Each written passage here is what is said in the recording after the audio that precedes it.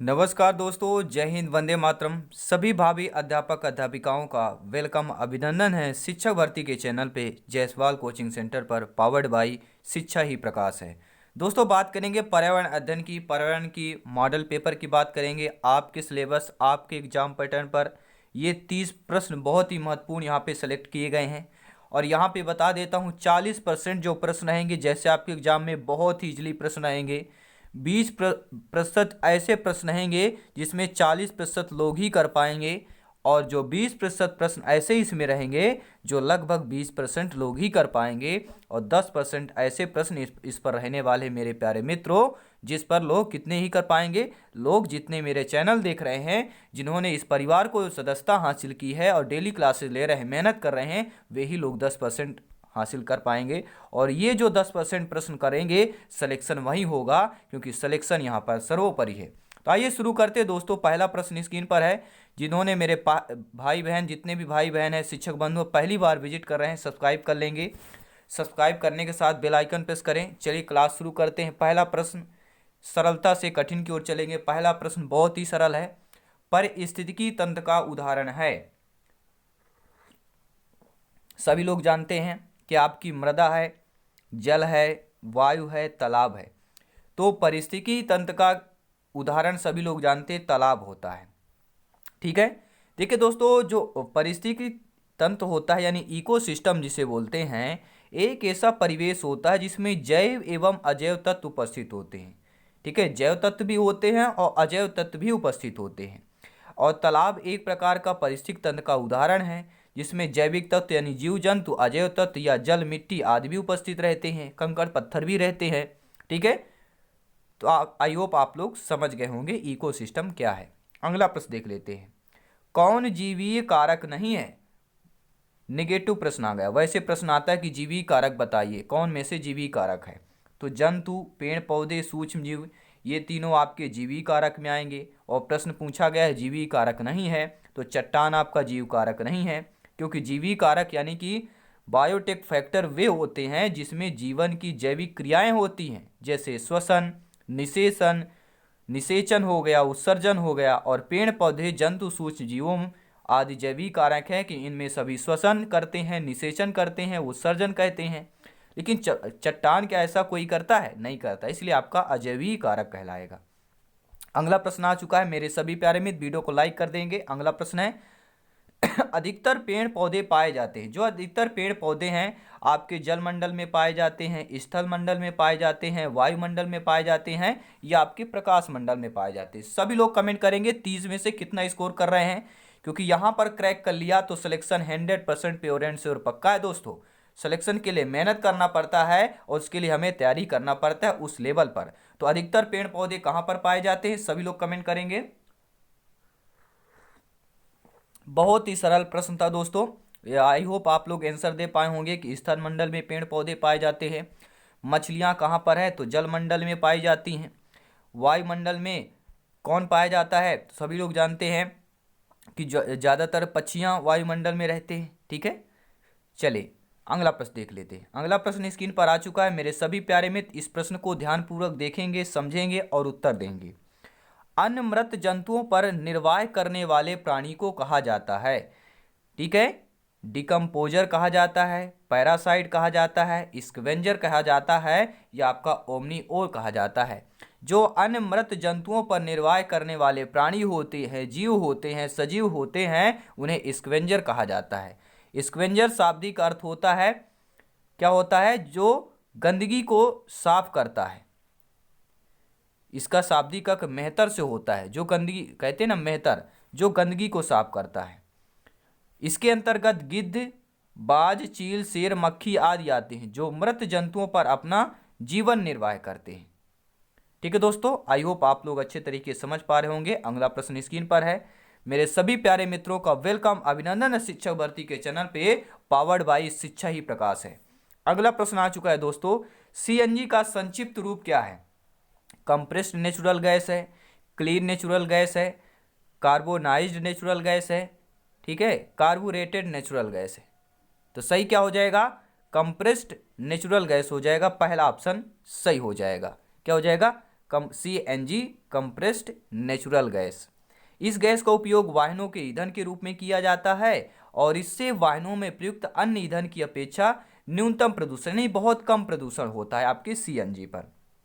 अगला प्रश्न है, इस प्रश्न का उत्तर सभी लोग मेरे प्यारे मित्र देंगे कि कौन सी अंतर्राष्ट्रीय संस्था पूरे विश्व में पर्यावरण सुरक्षा की देखभाल करती है। पर्यावरण की सुरक्षा की देखभाल कौन करती है? तो मेरे सभी प्यारे मित्र WHO जहां देखेंगे वहां पे ऑप्शन कर देखेंगे भैया, ये वर्ल्ड हेल्थ ऑर्गेनाइजेशन है, ये स्वास्थ्य के लिए देखभाल, पूरे विश्व में स्वास्थ्य के लिए देखभाल करता है। जैसे अभी कोरोना वायरस है तो इसके लिए WHO संज्ञान ले रहा है, ठीक है। तो ये स्वास्थ्य रिलेटेड है, अंतर्राष्ट्रीय संस्था है, ठीक है, स्वास्थ्य अंतर्राष्ट्रीय संस्था है WHO, world health organization. I hope आप लोग समझ पा रहे होंगे, ठीक है। चलिए, तो इसका क्या आंसर होगा? जो अंतर्राष्ट्रीय संस्था पूरे विश्व में पर्यावरण सुरक्षा को देखभाल करता है, तो ये आपका है क्या है? WWF है। WWF का पूरा नाम क्या है? इसका पूरा नाम है वर्ल्ड वाइड फंड। यह प्रकृति के संरक्षण के लिए एक अंतर्राष्ट्रीय गैर सरकारी संगठन है, ठीक है। कैसा है? गैर सरकारी संगठन है और इसकी स्थापना जो है आपके WWF की स्थापना 19 अप्रैल 1959 को किया गया। WHO एवं वैश्विक स्वास्थ्य संगठन है तथा UN जो दिया है आपके ऑप्शन में, यह विश्व के सभी देशों का एक अंतर्राष्ट्रीय संगठन है। UN कैसा? एक अंतर्राष्ट्रीय आपका संगठन है। अगला प्रश्न देख लेते हैं क्या दिया गया। सभी प्यारे मित्र मेरे, सभी भावी अध्यापक अध्यापिकाएं, आप सभी को नमन है दोस्तों, जय हिंद है। प्रश्न आ चुका है कि कीटनाशकों के अत्यधिक इस्तेमाल से क्या होता है। अगर जितने भी किसान मेरे मित्र हैं, किसान भाई हैं, अगर वो कीटनाशक का खेत में कृषि में अत्यधिक इस्तेमाल करते हैं तो उससे ध्वनि प्रदूषण होगा, वायु प्रदूषण होगा, जल प्रदूषण होगा, इनमें से सभी। तो मेरे प्यारे मित्र, इनमें से बहुत बड़ा कंफ्यूज है। बहुत से बच्चे सभी करेंगे, बहुत से बच्चे जल प्रदूषण करेंगे, क्योंकि कीटनाशक का प्रयोग करते हैं तो जिससे क्या है, जो वर्षा होती है, जल में मिट्टी है तो मिट्टी के साथ जल में जाता है तो जल का क्या होता है? जल प्रदूषण होता है। लेकिन सही बात मायने पे देखा जाए, जो एक्चुअल सही आंसर होगा, जिस पर आपको 1 नंबर मिलेगा इस प्रश्न पर, वह आंसर है वायु प्रदूषण होगा। कैसे? मैं पूरा डिस्प्लेन कर रहा हूँ आपको। देखिए, कीटनाशकों के अधिक छिड़काव से वायु प्रदूषण होगा, क्योंकि कीटनाशक दवाओं के छिड़काव से विषैले रसायनों के कण हवा में मिल जाते हैं। जैसे अब धान लगी, धान के ऊपर छिड़काव किया जाता है कि मक्खी ना बैठे, तो वो क्या होता है, हवा के साथ छोटे छोटे कणों में क्या होता है, वायु में मिश्रण हो जाते हैं, मिश्रित हो जाते हैं, जिससे वायु में अवांछित तत्व मिल जाते हैं जो प्राणियों के स्वास्थ्य, जब हम ऑक्सीजन लेते हैं, ठीक है, CO2 छोड़ते हैं तो वो CO2 पेड़ पौधे भी लेते हैं, उनके लिए भी नुकसानदायक है, हमारे लिए भी है, क्योंकि वातावरण से ही तो ऑक्सीजन मिलती है हमें, ठीक है। तो जो प्राणियों के स्वास्थ्य के साथ साथ पर्यावरण को भी हानि पहुंचाते हैं। अगला प्रश्न देख लेते हैं क्या दिया गया है। लवण जो जल का अवशोषण करता कहलाता, ऐसा लवण का नाम बताइए मेरे प्यारे मित्र जो जल को अवशोषण करता हो। अब बहुत सारे प्रश्न उठते हैं कि जल का अवशोषण करता है लवण भी। जी हाँ मित्रों, करता है। क्या हुआ? आपका एनहाइड्रस लवण है, हाइप्रोस्कोपिक लवण है, या आपका हाइड्रोफिलिक लवण है, या आपका हाइड्रोफोबिक लवण है। तो सभी लोग कमेंट करेंगे। लवण जो जल का अवशोषण करता है वह कहलाता है आपका, क्या कहलाता है? राइट आंसर जान लेंगे, हाइग्रोस्कोपिक कहलाता है। क्या कहलाता है? हाइग्रोस्कोपिक लवण कहलाता है। हाइप्रोस्कोपिक लवण अपने आसपास के जलीय अणुओं को अवशोषित कर लेता है। तो राइट ऑप्शन क्या हो जाएगा आपका? सेकंड ऑप्शन राइट आंसर हो जाएगा, ठीक है। अगला प्रश्न देख लेते हैं क्या दिया गया, स्क्रीन पर देखिएगा। पारिस्थितिक तंत्र एवं प्राकृतिक अधिवासों का संरक्षण तथा उनके प्राकृतिक वातावरणों में प्रजातियों का जीवन क्षम जनसंख्या का रखरखाव एवं प्रतिप्राप्त के लिए प्रयुक्त पद कौन सा होगा? स्वस्थानीय संरक्षण होगा, क्रोड संरक्षण होगा, अपस्थानीय संरक्षण होगा, या आपका परिधीय संरक्षण होगा? तो पारिस्थितिक तंत्र एवं प्रकृति अधिवासों का संरक्षण तथा उनके प्राकृतिक वातावरण, प्रजातियों का जीवन क्षम जनसंख्या का रखरखाव एवं प्रतिपाप के लिए जो प्रयुक्त पद होगा वह आपका होगा स्वस्थानीय संरक्षण होगा। इसका मतलब यह होता है दोस्तों कि उसके प्राकृतिक वातावरण में प्रजातियों का जीवन क्षम जनसंख्या का रखरखाव एवं प्रतिप्राप्तियों के लिए स्वस्थानीय संरक्षण पद प्रयुक्त किया जाता है। अगला प्रश्न है, ध्यानपूर्वक समझिएगा, ध्यानपूर्वक, बहुत ही इंपॉर्टेंट प्रश्न है यह। और ऐसे प्रश्न जो कोई करता है जो शिक्षक बंधु करते हैं, जो भाई बहन करते हैं, जो करते हैं भैया, उनका सिलेक्शन नहीं, टॉप रैंक हासिल करते हैं। जी हाँ। प्रश्न यह है, सामुद्रिक कछुओं को जीवंत जीवाश्म कहा जाता है क्योंकि वे 150 मिलियन वर्षों से भी अधिक समय से पृथ्वी में उपस्थित हैं। तो भारतीय उपमहाद्वीप के जल भागों में पाए जाने वाले 5 प्रजातियों के समुद्री कच्छप में सबसे अधिक संख्या किसकी है? देखिए 150 मिलियन वर्षों से भी अधिक समय से पृथ्वी में उपस्थित है आपके कच्छ, समुद्री कच्छप जो होते हैं, ठीक है, बहुत ज़्यादा 150 मिलियन वर्ष आप लोग समझ सकते हैं। और हमारे भारतीय उपमहाद्वीप की बात कर जाए जल भागों में ये 5 प्रजातियां पाई जाती हैं। जो 5 प्रजातियों में से कच्छप में सबसे अधिक संख्या किस प्रजाति की होती है? ठीक है, लागरहेड की होती है, कनेप्स रिडले की होती है, आलिव रिडले की होती है, या आपके फ्लैटबैक की होती है। तो राइट आंसर क्या हो जाएगा? जो पांचों प्रजातियों में सबसे अधिक संख्या किनकी होती है? तो आलिव रिडले की होती है। किसकी होती है दोस्तों? समुद्री कछुओं को जीवित जीवाश्म कहा जाता है क्योंकि 150 मिलियन वर्षों से अधिक समय में पृथ्वी पर उपस्थित है और कछुए का जीवन काल सबसे अधिक लगभग 300 वर्ष का होता है। कछुआ आपने सुना होगा, कछुए का जीवन काल सबसे अधिक होता है, 300 वर्ष तक जीवित रहता है। तो भारतीय उपमहाद्वीप में सबसे ज़्यादा आलिव रिडले प्रजाति के कछुओं की संख्या पाई जाती है। आलिव रिडले, ये आपको नाम याद रखना है। अगला प्रश्न देख लेते हैं, क्या है? कौन विश्व ऊष्मायन का कारण है? विश्व ऊष्मायन का कारण मृदा प्रदूषण है, आपका जल प्रदूषण है, वायु प्रदूषण है, ध्वनि प्रदूषण है। ठीक है, तो राइट आंसर क्या हो जाएगा? सभी लोग जानते हैं वायु प्रदूषण होगा। विश्व ऊष्मायन का जो कारण होता है वह वायु प्रदूषण होता है क्योंकि आप लोग जानते हैं विश्व ऊष्मायन यानी कि ग्लोबल वार्मिंग, ग्लोबल वार्मिंग नाम लेते तो सभी लोग जान जाते हैं। ठीक है, अगर यही हिंदी में पूछा जाए तो कन्फ्यूज नहीं होना है। इसका प्रमुख कारण वायु प्रदूषण है। वायु में एक निश्चित अनुपात में गैसों का मिश्रण पाया जाता है। जब गैसों का अनुपात असंतुलित हो जाता है तो उसे वायु प्रदूषण कहा जाता है, जिसके कारण पृथ्वी में परावर्तित विकिरण वायुमंडल से बाहर नहीं जा पाती हैं, जिस कारण पृथ्वी का तापमान बढ़ने लगता है और क्या हो जाता है? विश्व ऊष्मायन यानी कि ग्लोबल वार्मिंग कहा जाता है। अगला प्रश्न देख लेते हैं, सभी लोग कमेंट करेंगे इस प्रश्न पर कि महासागर पृथ्वी पृष्ठ के अधिकांश जगह आवृत किया जाता है। जो जगह है लगभग, यानी महासागर में जो पृथ्वी पृष्ठ के अधिकांश जगह आवृत किया जाता है, जो लगभग 1/2 है, या 3/4 है, या 1/4 है, या 2/3 है।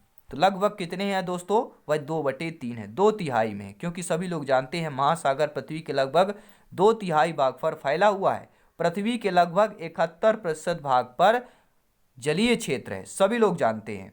अगला प्रश्न आ चुका है, स्क्रीन पर है, ध्यानपूर्वक देखिएगा। प्रश्न लाजवाब है क्योंकि यहाँ पर सिलेक्शन सर्वोपरि है। सभी प्रश्न आपके एनसीईआरटी के बेस्ड पर है।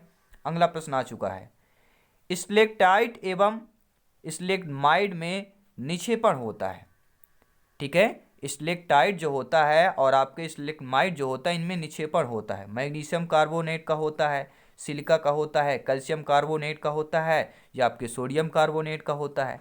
तो सभी लोग जानते हैं कैल्शियम कार्बोनेट का होता है।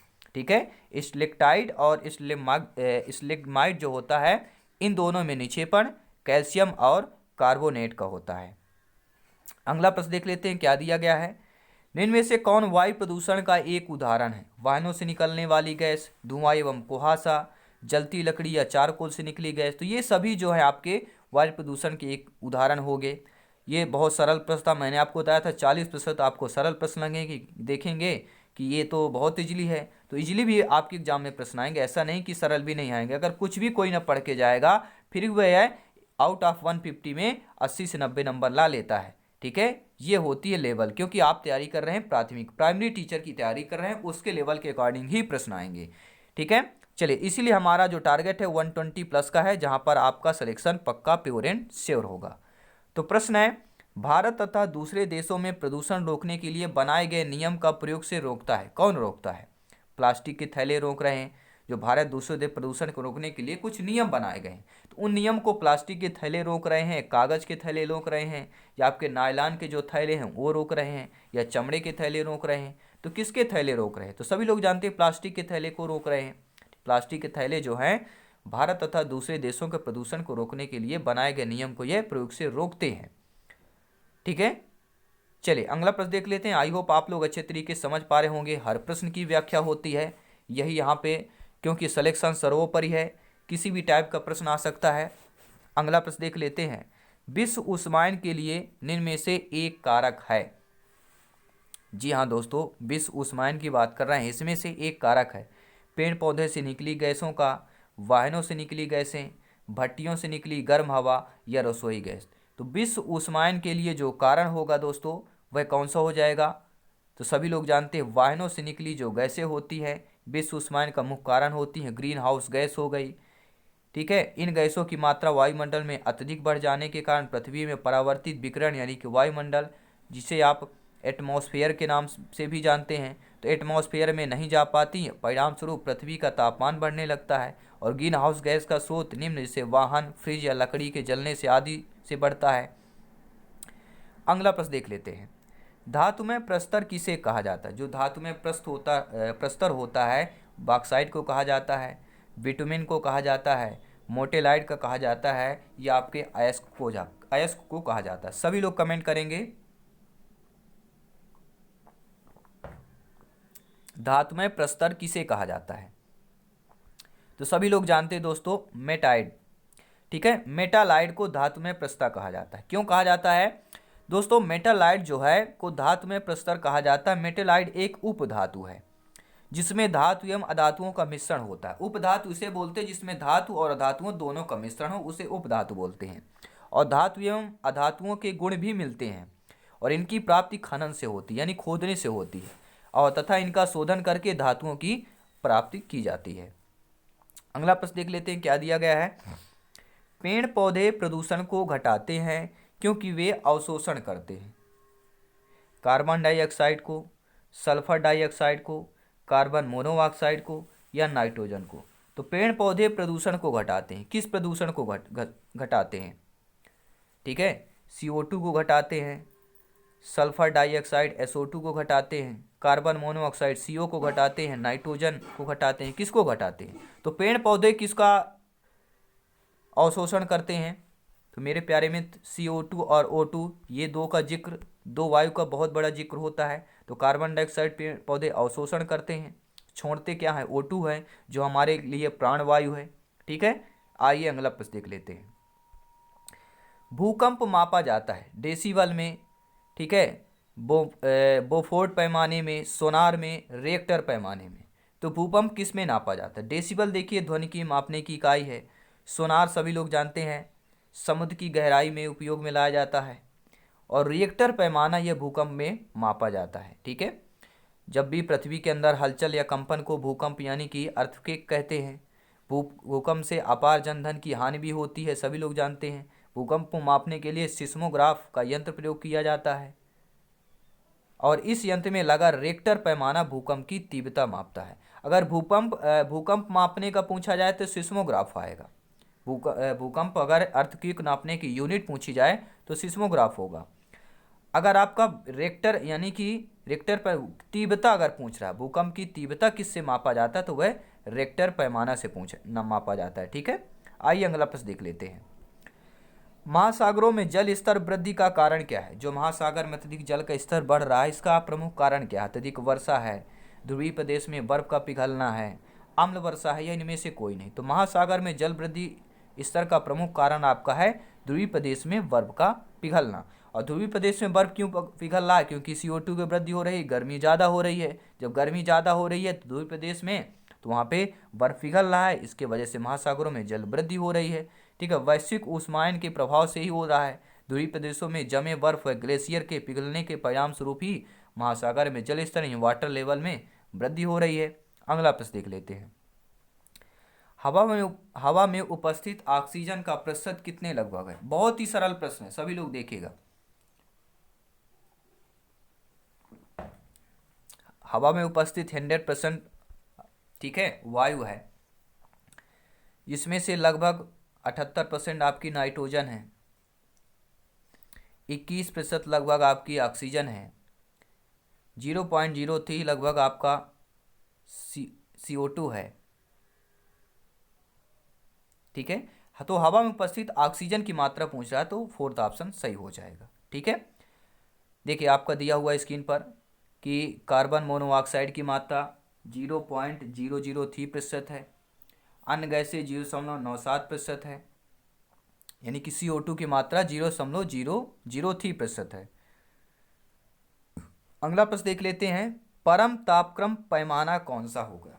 जो परम तापक्रम पैमाना होता है उसे फारेनहाइट होता है, सेल्सियस होगा, केल्विन होगा, ये सभी होंगे। ठीक है, तो जिसे हम परम तापक्रम पैमाना बोलते हैं वह कौन सा है, तो वह केल्विन होता है। देखिए दोस्तों, केल्विन अथवा परम ताप पैमाना, इस पैमाने को लॉर्ड केल्विन ने, ठीक है, केल्विन जो परम ताप पैमाना है, ठीक है, तो इसको सर्वप्रथम लॉर्ड केल्विन ने सन 1852 में प्रचलित किया था। ये भी प्रश्न आ सकता है कि केल्विन को सर्वप्रथम जो है किसने प्रचलित किया, या किसने प्रचलित किया, तो लॉर्ड केल्विन ने सर्वप्रथम प्रचलित किया था। इसमें हिमांक 273 केल्विन, क्वथनांक 373 केल्विन होता है। अगर हिमांक पूछा जाए तो 273 होता है, क्वथनांक 373 होता है। हिमांक मतलब होता है ठंडा, क्वथनांक मतलब होता है इतने में गर्म हो जाना, उबल जाना, ठीक है, और हिमांक मतलब इतने में जम जाना, ये होता है हिमांक। तो आई होप आप लोग समझ पा रहे होंगे, हिमांक और क्वथनांक इतना जानना बहुत जरूरी है। और इनके बीच की दूरी 100 बराबर भागों में बांटा गया, प्रत्येक भाग को 1 केल्विन कहते हैं। केल्विन पैमाने पर मापे गए ताप को परम ताप भी कहते हैं, अतः इसे पैमाने को परम ताप पैमाना भी कहते हैं। केल्विन पैमाने के ताप लिखने में डिग्री नहीं लिखा जाता है, ये भी आपको नोट करना है। उदाहरण जैसे 4500 केल्विन क्या है, ये गलत है। कि क्या होगा, सही कैसे लिखेंगे, ऐसे लिखा जाता है 450 केल्विन। ठीक है, आई होप आप लोग समझ पा रहे होंगे। अगला प्रश्न देख लेते हैं, प्रकाश संश्लेषण संपादित होता है सभी जंतु एवं पौधों द्वारा होता है, सभी पौधों द्वारा होता है, या सभी हरे पौधे द्वारा होता है, या वायरसों द्वारा होता है। तो प्रकाश संश्लेषण जो संपादित होता है मेरे प्यारे मित्रों, सभी भावी अध्यापक अध्यापिकाओं, वो सभी पौधों द्वारा होता है। ठीक है, प्रकाश संश्लेषण की जो प्रक्रिया होती है, यानी पौधे अपने भोजन का निर्माण करते हैं, इस क्रिया को पौधे कार्बन डाइऑक्साइड क्या होते हैं, ग्रहण करते हैं, और ऑक्सीजन क्या है, उत्सर्जन करते हैं यानी छोड़ते हैं। तो प्रकाश संश्लेषण क्रिया सभी हरे पौधे यानी ग्रीन प्लांट्स में होती है। अगला प्रश्न देख लीजिएगा, समुद्र की गहराई को मापा जाता है डेसी में, सोनार में, डेसिबल में, लेक्टोमीटर में। तो सभी लोग जानते हैं डेसिबल ध्वनि की इकाई है, सोनार समुद्र की गहराई में मापा जाता है। ठीक है, अगला प्रश्न देख लेते हैं। अगला प्रश्न स्क्रीन पर है दोस्तों कि कौन पर्यावरण के लिए हानिकारक है, कपड़ा है, कागज है, धातु है, प्लास्टिक है। बहुत ही सरल प्रश्न, इजली प्रश्न था। तो फोर्थ ऑप्शन इसका सही हो जाएगा, प्लास्टिक की बात करेंगे, पर्यावरण के लिए सबसे हानिकारक है। ठीक है, क्योंकि प्लास्टिक जो होता है बहुत लंबे समय तक पृथ्वी पर पड़ा रहता है, सड़ता गलता नहीं है। ठीक है, ये अपघटन जल्दी से नहीं होता है, फास्ट अपघटन नहीं होता है, बहुत सालों बाद अपघटन इसका होता है। इसलिए जो प्लास्टिक है पर्यावरण के अनुकूल नहीं होता है। अगला प्रश्न पूछा जा रहा है कि वातावरण में अत्यधिक हानिकारक सल्फर मिश्रित गैस कौन सी है। तो मेरे प्यारे मित्रों, जो आपके वातावरण में अत्यधिक हानिकारक सल्फर मिश्रित गैस है वह आपकी कौन सी है। अत्यधिक सल्फर मिश्रित गैस आपकी H2S है। क्या है, H2S है। ठीक है, वातावरण में अत्यधिक हानिकारक सल्फर मिश्रित गैस जो हाइड्रोजन सल्फाइड है, क्या होगा, हाइड्रोजन आपकी क्या है, हाइड्रोजन सल्फाइड हो जाएगा। अगला प्रश्न देख लेते हैं दोस्तों, हाइड्रोजन सल्फाइड होगा, यहाँ पे हाइड्रोजन नहीं लिखा है, ठीक है, ड्रो यहाँ पे मिस हो गया, तो हाइड्रोजन सल्फाइड होगा। चलिए अगला प्रश्न देख लेते हैं, क्या दिया गया है, वायु प्रदूषण को कम किया जाता है, मछलियों द्वारा कम किया जाता है, वृक्षों द्वारा कम किया जाता है, जंतुओं द्वारा किया जाता है, या सूर्य प्रकाश द्वारा किया जाता है। तो वायु प्रदूषण को कम सभी लोग जानते हैं वृक्षों द्वारा ही किया जा सकता है, क्योंकि वायु प्रदूषण CO2 के द्वारा हो रहा है, और CO2 किसको कौन ग्रहण करता है, वृक्ष ही इसको ग्रहण करते हैं, वृक्षों का भोजन CO2 है। वायु प्रदूषण यानी कि एयर पोल्यूशन रोकने का सबसे बेहतर उपाय वृक्षारोपण करना है। इससे वायुमंडल में उपस्थित हानिकारक गैसें, जैसे आपकी हानिकारक गैसें CO2 का अवशोषण करते हैं और वायुमंडल में ऑक्सीजन गैस O2 मुक्त करते हैं यानी छोड़ते हैं। अगला प्रश्न देख लेते हैं, विश्व पर्यावरण दिवस मनाया जाता है, दिवस से एक प्रश्न जरूर आता है। ठीक है, एक विश्व पर्यावरण दिवस, एक ये प्रश्न आता है 5 जून को, और एक आता है 16 सितंबर। 16 सितंबर को क्या बना जाता है, सभी लोग बताएंगे। 16 सितंबर जो दिवस है किस रूप में मनाया जाता है, किसके नाम से मनाया जाता है? ठीक है, 2 दिवस बहुत, 5 जून 16 सितंबर, ये बहुत ज़्यादा पूछे जाते हैं।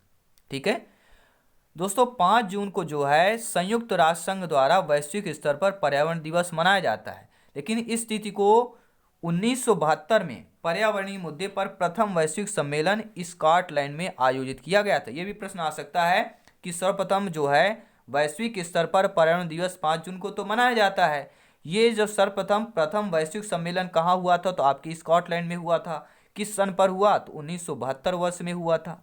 ठीक है, आई होप समझ पा रहे होंगे। वीडियो लाइक कर देंगे सभी प्यारे मित्र। अगला प्रश्न देख लेते हैं। सूर्य के हानिकारक किरणों से पृथ्वी को कौन रोकता है, या कौन सा स्तर सुरक्षित रखता है? ओजोन स्तर, आयन मंडल, क्षोभ मंडल, चुंबक मंडल। तो सभी लोग जानते हैं, ठीक है, सभी लोग जानते हैं कि हानिकारक जो आती है किरणें वह आपका ओजोन परत रोकता है, ओजोन स्तर रोकता है, क्योंकि पृथ्वी की ऊपर स्थित समताप मंडल में ऑक्सीजन O2 अणुओं से निर्मित ओजोन O3 गैस की एक परत पाई जाती है। सूर्य से विकिरित तीव्र ऊर्जा के पराबैंगनी विकिरणें अल्ट्रावायलेट रेडिएशन का अधिकांश भाग जो है वायुमंडल की ऊपरी परतों में क्या होता है? अवशोषित हो जाता है, और इस क्रिया में O2 के अणु पराबैंगनी विकिरणों से कार्य लेकर ओजोन में O3 में परिवर्तित हो जाते हैं। तो ओजोन मंडल यानी कि ओजोनोस्फेयर या ओजोन परत, ओजोन लेयर जो होता है, सूर्य से आने वाली किरणों को पृथ्वी से आने से रोकता है। ठीक है, आइए अंतिम प्रश्न देख लेते हैं इस मॉडल पेपर, इस प्रैक्टिस सेट का। किसी जगह के फ्लोरो तथा फना सूचित किया जाता है। अब ये प्रश्न जो करेगा वो सिलेक्शन पाएगा, इस बार 100% बता रहा हूँ। ये जो मैंने बताया था 10% में से वो यह प्रश्न है, 10% में यह प्रश्न आ रहा कि जो इस क्लास में जो रोजाना क्लास लेते हैं, डेली क्लास ज्वाइन करते हैं, मेहनत कर रहे हैं हमारे साथ, तो उनका सिलेक्शन तय है, क्योंकि जो मेहनत करता है सफलता उसको जरूर मिलती है। तो इस प्रश्न का जवाब दीजिए मेरे प्यारे मित्रों, उत्तर दीजिए। किसी जगह के फ्लोरा तथा फना सूचित करता है, मछली एवं पेड़ पौधे को सूचित करेगा, यानी किसी जगह फ्लोरा या फना होते हैं तो वहाँ पर हमें यह पता चल जाएगा कि ये मछलियाँ पेड़ पौधे यहाँ पर हैं, पेड़ पौधे या जंतु हैं यहाँ पर, जंतु या मछलियों को सूचित करता है। ठीक है, मछलियाँ पेड़ पौधे यानी कि यहाँ पर पक्षियाँ या कि पेड़ पौधे हैं। तो जो फ्लोरा तथा फना होता है यह हमें क्या सूचित करता है? ये हमें सूचित करता है कि यहाँ पर पेड़ पौधे या जंतु हैं, पेड़ पौधे एवं जंतुओं को फ्लोरा और ये फना सूचित करते हैं। ठीक है, आई होप आप लोग समझ पा रहे होंगे इन 30 महत्वपूर्ण प्रश्नों को। ये क्लास कैसे लगी दोस्तों जरूर फीडबैक दें, क्योंकि बहुत मेहनत से क्लास लगती है और ये मेहनत का जो सफलता है मुझे आप लोगों का सिलेक्शन चाहिए। सिलेक्शन के माध्यम से आप लोग, ठीक है, इस परिवार को आगे बढ़ाएं, क्योंकि ये आपका अपना परिवार है, शिक्षकों का परिवार है। शिक्षकों को सपोर्ट कीजिए, आप अपने को सपोर्ट कीजिए, आप स्वयं को सपोर्ट कीजिए। जय हिंद दोस्तों, मिलते हैं नेक्स्ट क्लास में। सभी मित्रों का वेलकम, अभिनंदन है दोस्तों। मिलते हैं नेक्स्ट क्लास पर, नेक्स्ट डे पे मिलेंगे बेहतरीन ऊर्जा के साथ, नए ऊर्जा के साथ और नए प्रश्नों के साथ। जय हिंद, वंदे।